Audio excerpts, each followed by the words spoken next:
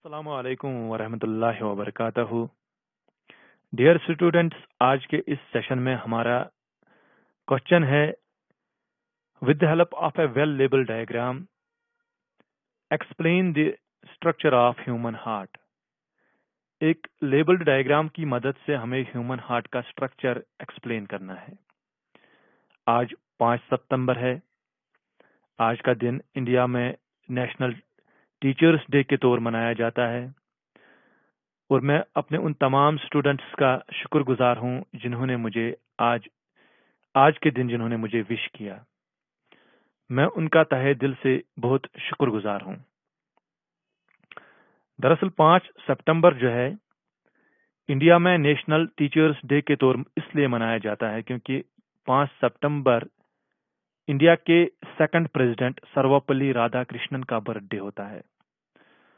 उनकी इज्जत अफजाई के लिए, उनको सम्मान देने के लिए, उनको ऑनर देने के लिए 5 सितंबर को नेशनल टीचर्स डे के तौर सेलिब्रेट किया जाता है।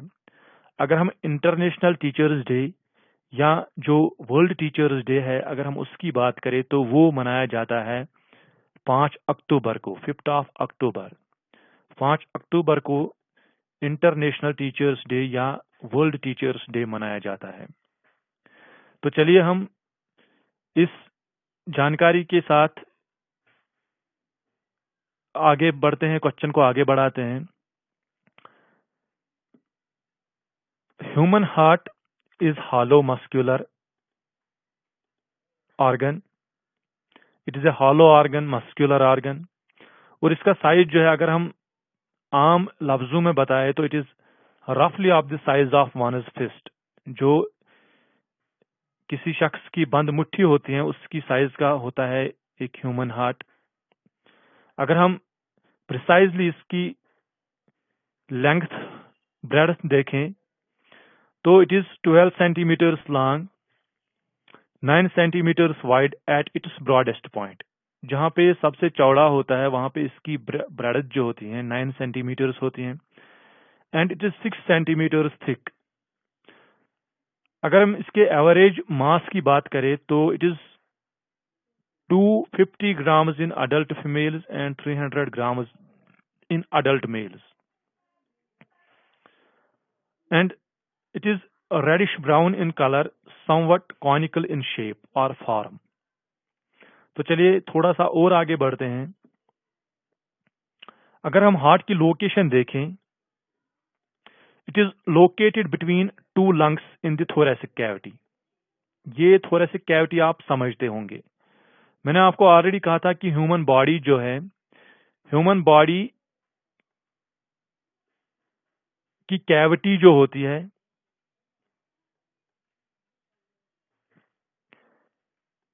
ये कैविटी डायफ्राम की वजह से 2 हिस्सों में बट जाती है। ये डायफ्राम है।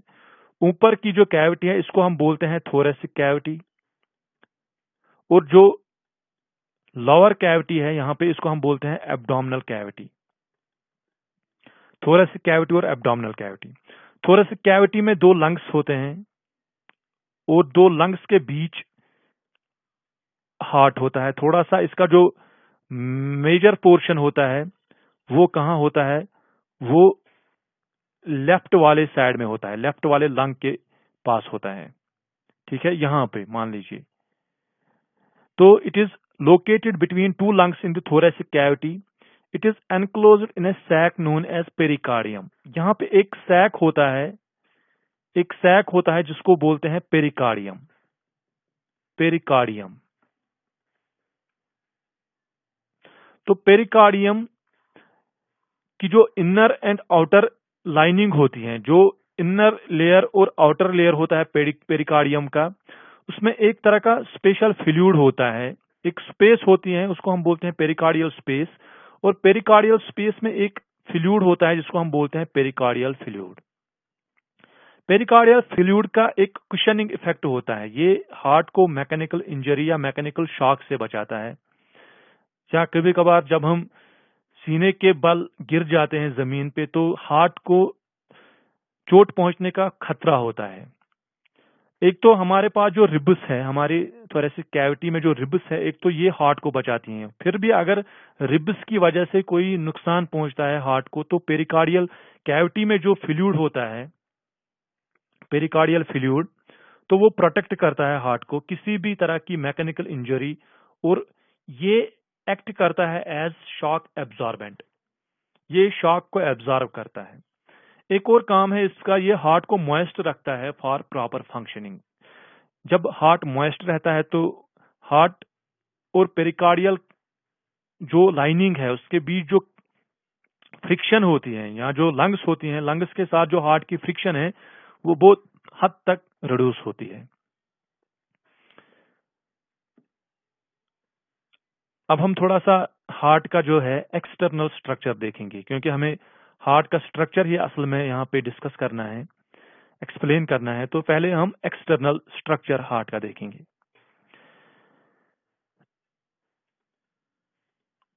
Human heart is a four-chambered organ divided by septa into two halves, the right half and left half. पहले आप इतना समझने की कोशिश करें, ह्यूमन हार्ट जो है ये एक कॉनिकल स्ट्रक्चर है। ये एक कॉनिकल स्ट्रक्चर है। मैं थोड़ा सा यहाँ पे इंक को चेंज करता हूं कलर।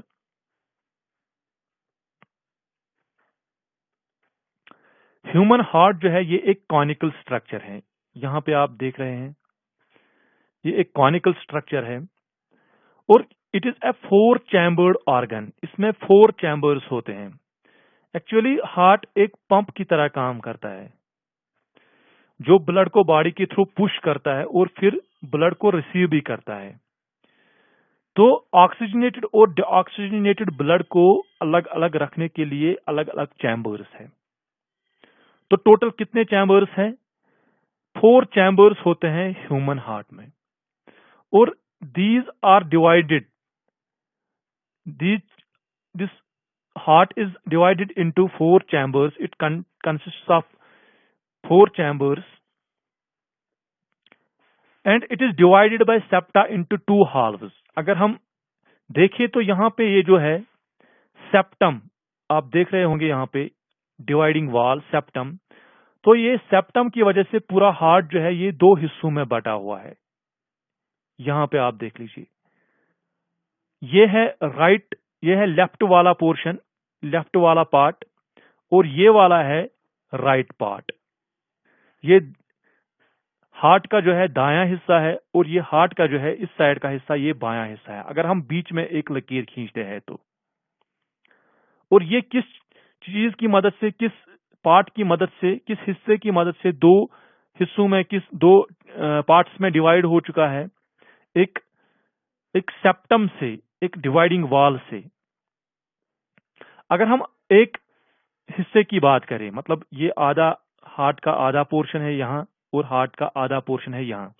अगर हम इस वाले हिस्से की बात करें, लेफ्ट वाले हिस्से, यहाँ राइट वाले हिस्से की बात करें, तो लेफ्ट वाला हिस्सा जो है इसके अलग अलग दो पोर्शंस होते हैं। यहाँ आप देख ले, यहाँ पे जो है ये लकीर में खींच रहा हूं। हार्ट का ये वाला पोर्शन जो है अपर चैम्बर, ये स्मॉल है, it is small in size and is called auricle. और जो लोअर चैम्बर है ये कंपेरेटिवली लार्जर वन है, and it is called ventricle. इसको वेंट्रिकल कहा जाता है। तो यहां भी इसी तरीके से ऊपर के हिस्से को ऑरिकल कहा जाता है, और नीचे वाले हिस्से को क्या कहा जाता है? वेंट्रिकल कहा जाता है। तो आप इतना याद रखेंगे कि हार्ट जो है इसमें फोर चैम्बर्स होते हैं, और हार्ट जो है दो हिस्सों में डिवाइड होता है, एक सेप्टम के जरिए से राइट हार्ट और लेफ्ट में, राइट वाला जो पोर्शन है उसमें और लेफ्ट वाला जो पोर्शन है उसमें। अगर हम दोनों में से किसी भी एक को लें, यानी राइट या लेफ्ट, दोनों चैम्बर जो है, दोनों पार्ट जो है ये अलग अलग चैम्बर्स में डिवाइड हुए हैं। ऊपर वाला पोर्शन जो है, ऊपर वाला चैम्बर जो है उसको हम बोलते हैं auricle, and it is smaller in size. And जो लोअर वाला पोर्शन है it is called as ventricle, and it is comparatively larger in size than auricle. तो ये हो गया हार्ट का जो एक्सटर्नल स्ट्रक्चर है। अब थोड़ा सा आगे बढ़ते हैं। अगर हम देखें तो बाहर से अगर हम हार्ट को देखें तो बाहर से भी हार्ट हमें मतलब दिखता है कि अंदर के जो चैम्बर्स है वो कहाँ से कहाँ तक फैले हुए हैं। मतलब ये एक्सटर्नल स्ट्रक्चर है हार्ट का। The auricles are demarcated externally from the ventricles by an irregular groove called coronary sulcus. अगर हम बाहर से भी देखें तो ऑरिकल्स और वेंट्रिकल्स में हमें साफ साफ फर्क दिखाई देता है, साफ साफ फर्क नजर आता है। यानी कि हमें लगता है हाँ ऊपर वाले जो पोर्शंस हैं, ऊपर वाले जो चैम्बर्स हैं वो ऑरिकल्स हैं और जो नीचे वाले चैम्बर्स हैं ये वेंट्रिकल्स हैं। तो वहां पे एक लकीर सी होती है, एक डीप इरेगुलर ग्रूव होता है। ग्रूव जो आप समझते होंगे एक डिप्रेशन होती है, and that irregular groove is called coronary sulcus. उसको हम बोलते हैं कॉरोनरी सल्कस। और जो वेंट्रिकल्स होती हैं, वेंट्रिकल्स के बीच भी एक ग्रूव होता है, एक ओब्लिक ग्रूव होता है, उसको हम बोलते हैं वेंट्रिकुलर सल्कस। यहां पे आप इस इमेज में, इस डायग्राम में आप इसको मैं हाईलाइट कर रहा हूं। यहां पे आप देख ले, ये वाला पोर्शन जो है it is anterior inter ventricular sulcus. तो इससे हमें साफ साफ फर्क दिखाई देता है कि जो लेफ्ट वेंट्रिकल है वो कहां से कहां तक है और जो राइट वेंट्रिकल है वो कहां से कहां तक है। तो ये बीच का जो है यहाँ पे ये जो लकीर जैसी है, तो इसको हम बोलते हैं एंटीरियर इंटरवेंट्रिकुलर सल्कस। तो चलिए आगे बढ़ते हैं। अब हार्ट का जो है इंटरनल स्ट्रक्चर देखने की कोशिश करते हैं।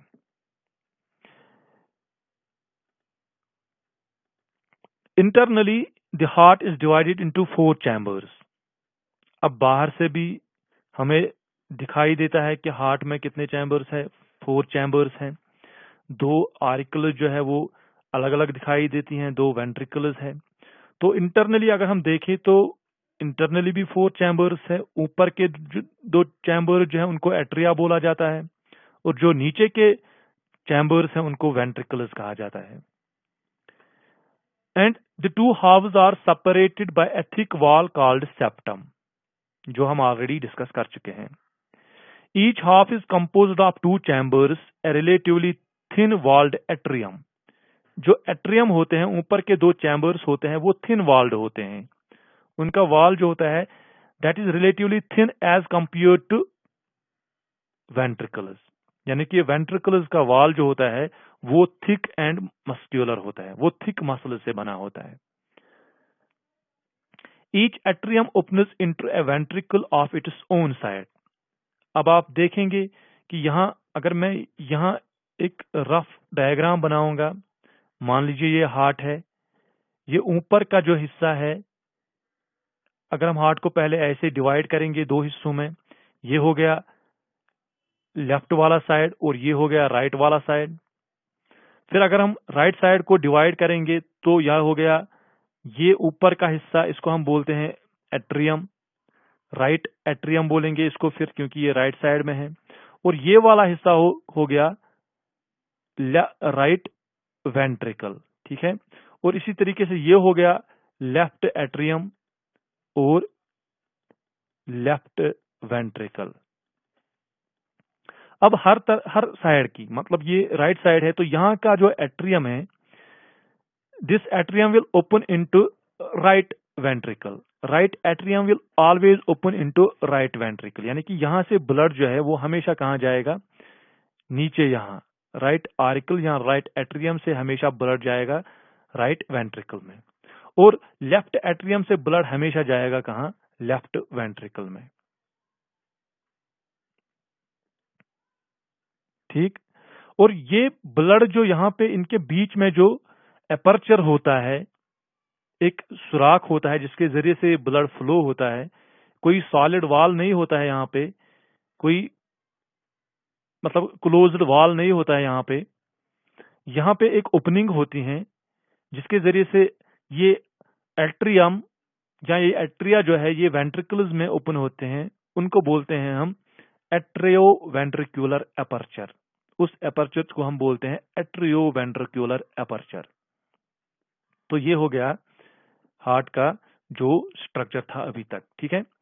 The two apertures are guarded by, अब यहाँ पे जो एपर्चर्स होते हैं, एट्रियोवेंट्रिकुलर एपर्चर्स जो होते हैं, those apertures are guarded by valves, वहां पे वैलो होते हैं, which open only in the ventricle. Valve का काम क्या होता है, ये हमेशा वेंट्रिकल में ओपन होता है। मतलब यहाँ पे मैं फिर दिखाने की कोशिश करूंगा, अगर ये हार्ट है और ये राइट लेफ्ट वाला पोर्शन है और ये राइट वाला पोर्शन है, अब ऊपर इनको हम बोलेंगे एट्रियम, ये लेफ्ट एट्रियम और यहाँ पे ये राइट एट्रियम, ठीक। जब भी ब्लड फ्लो होगा तो राइट एट्रियम से राइट वेंट्रिकल में जाएगा और यहाँ लेफ्ट एट्रियम से लेफ्ट वेंट्रिकल में जाएगा। और यहाँ पे एक एपर्चर होता है, एक सुराख होता है, एक होल होता है जिसको हम बोलते हैं एट्रियोवेंट्रिकुलर एपर्चर। और यहाँ पे एक वैलो होता है जो कि इस ब्लड फ्लो को रेगुलेट करता है। मतलब अगर ब्लड एट्रियम से इस वेंट्रिकल में चला गया तो ये ब्लड, जब ये वेंट्रिकल कंट्रैक्ट होगी तो फिर तो ब्लड वापस एट्रियम में चला जाएगा। मतलब जब ये वाला पोर्शन, लोअर पोर्शन कंट्रैक्ट होगा तो ब्लड वापस कहाँ चला जाएगा, एट्रियम में। लेकिन ऐसा नहीं होता, क्यों? क्योंकि यहाँ पे वैल्व्स होते हैं, इन एपर्चर्स के पास वैल्व होते हैं जो कि बैकवर्ड फ्लो ऑफ ब्लड को प्रिवेंट करते हैं, ठीक है। और जो लेफ्ट एट्रियम और वेंट्रिकल के बीच में जो वैल्व होता है, लेफ्ट साइड में लेफ्ट एट्रियम, यहां पे आप देख लें,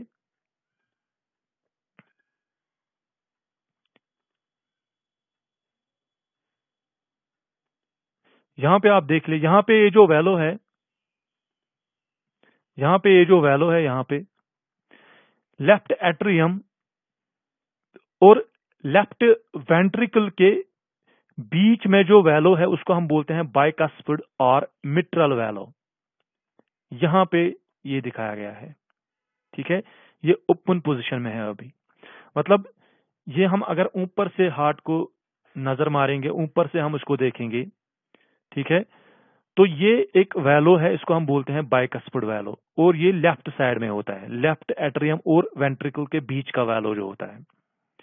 और इसी तरीके से राइट एट्रियम और वेंट्रिकल के बीच जो वैल्व होता है उसमें 3 फ्लैप्स होते हैं, उसको हम बोलते हैं ट्राइकस्पिड, और उसको हम ट्राइकस्पिड वैल्व बोलते हैं।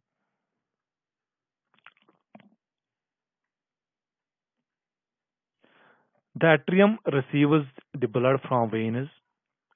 यहाँ पे आप ऑलरेडी पढ़ चुके हैं कि एट्रियम जो है ये ब्लड रिसीव करता है फ्रॉम वेन्स से। देखिए मैं आपको फिर से बता दूं कि राइट साइड जो है हार्ट का, यहाँ पे हमेशा कौन सा ब्लड आता है, ऑक्सीजनेटेड ब्लड। यानी कि जो राइट साइड जो है यहाँ पे हमेशा ऑक्सीजनेटेड ब्लड आता है यहाँ। तो ब्लड कहाँ से आता है, हमेशा वेन्स से आता है। The atrium receives the blood from veins and on contraction forces it into the ventricle. और जब ये कंट्रैक्ट हो जाता है ब्लड, ठीक है, मतलब यहाँ पे भी वेन है, यहाँ पे भी वेन है, ब्लड जो हार्ट तक आता है तो वेन्स के थ्रू आता है।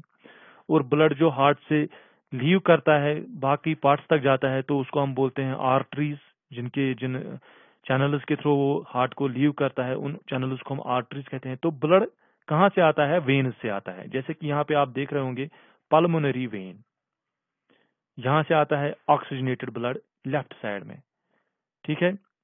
और ये है vena cava from lower body, यहाँ से ब्लड आता है डीऑक्सीजनेटेड ब्लड। तो जब भी ब्लड आता है तो ये कहाँ ड्रेन होता है, यहाँ ऊपर ड्रेन होता है एट्रियम में, ठीक है। और जब ये एट्रियम कंट्रैक्ट होते हैं तो ब्लड पुश हो जाता है कहाँ, वेंट्रिकल्स में।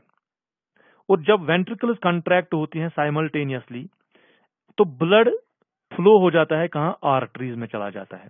यहाँ पे ये आयोटा है देखिए, और यही फिर ब्रांच होती है स्मॉल आर्टरीज में।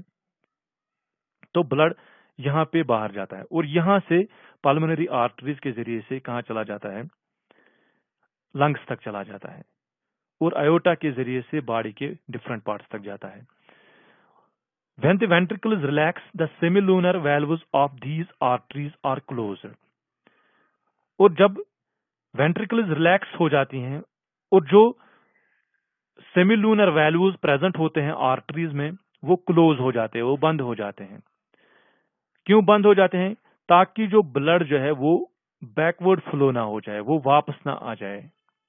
ठीक, वो वापस कहाँ ना आ जाए, वेंट्रिकल्स में ना आ जाए। मतलब यहाँ पे जो ब्लड आरिकल्स में था, यहाँ एट्रियम में था, जब एट्रियम कंट्रैक्ट होता है तो ये वेंट्रिकल में चला जाता है, जब वेंट्रिकल कंट्रैक्ट होती है तो ये आर्टरी में चला जाता है, और आर्टरी में जब चला जाता है तो यहाँ पे ये जो ये सेमील्यूनर वैल्व्स है तो ये बंद हो जाते हैं, ताकि ब्लड जो है वो वापस वो रिवर्स डायरेक्शन में ना फ्लो हो।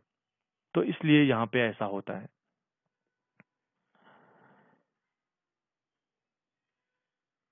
आज के इस वीडियो में इतना ही। नेक्स्ट वीडियो में आपसे फिर मुलाकात होगी। अल्लाह हाफिज।